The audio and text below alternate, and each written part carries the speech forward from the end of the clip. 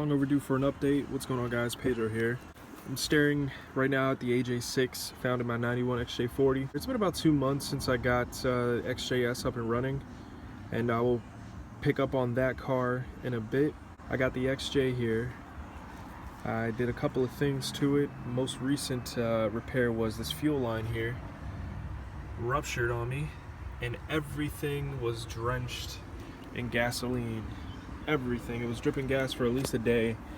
It was idling, warming up because it's getting a little colder here in the East Coast. So I walked away from the car and I came back to the horrid smell of gas and a pool of gas underneath the car. And I was so lucky that I didn't catch on fire because the car was idling for a while, so I know the engine was hot.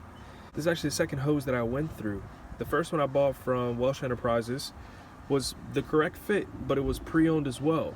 I guess they sell these units mainly for this little, I'm not sure if it's a fuel pressure regulator or a dampener, but they buy it mainly for that, and then you get the hose redone with a couple of companies that specialize in like hydraulics. Where I went was Cauliflower. They have a couple locations in the greater Washington, D.C. metropolitan area, and they charged me no more than $44 for a little bit over 2.5 feet of hose that runs down and connects there. These fittings don't require any tools. They are a little tricky to get off.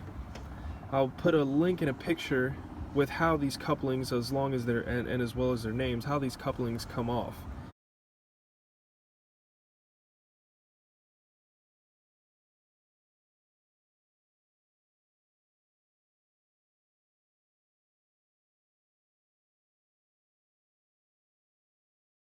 And that'll help you and save you some time and money, because when I took it in for the first time, they charged me about $100. And I suspect this hose is gonna outlast the car. 119,000 miles officially, 2 years of ownership, and so far so good.